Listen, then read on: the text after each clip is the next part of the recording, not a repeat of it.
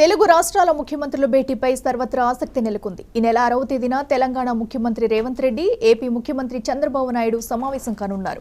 అయితే గురు శిష్యులు భేటీ కాబోతున్నారంటూ జరుగుతున్న ప్రచారంపై డిప్యూటీ సీఎం బట్టి విక్రమార్క స్పందించారు. చంద్రబాబు, రేవంత్ రెడ్డి గురు శిష్యులు కాదని సహచరులని స్పష్టం చేశారు. ఇదే విషయాన్ని రేవంత్ చాలా సార్లు చెప్పారన్నారు. Chandrababu AP CM, Revanth Telangana CM అని తేల్చి చెప్పారు. చంద్రబాబు, రేవంత్ గురు శిష్యులు అనే వారివి అవగాహన లేని మాటలని కొట్టిపారేశారు. 10 ఏళ్ల పెండింగ్ సమస్యలను ఇరు రాష్ట్రాల ముఖ్యమంత్రులు చర్చిస్తారని డిప్యూటీ సీఎం స్పష్టం చేశారు.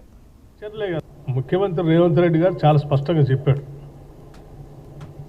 శిష్యుడేంది, ఆయన గురువు ఏంది, నేను శిష్యుని ఏంది, సహచరుడు అని ఇప్పటికే 2-3 సార్లు చాలా స్పష్టంగా చెప్పాడు.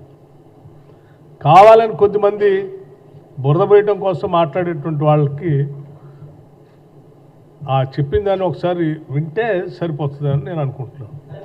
ఆయన ఆంధ్రప్రదేశ్ ముఖ్యమంత్రి, తెలంగాణ ముఖ్యమంత్రి. ఇక్కడ సహచరులే కదప్ప గురు శిష్యులు అనే పదానికి అర్థమే లేదు. ఎవరైనా మాట్లాడితే ఆయన ఏమన్నాడో మరి వినుంటారు. అన్నోడిని ఏదో చేస్తాను, నేను అనలేను. కానీ ఒకసారి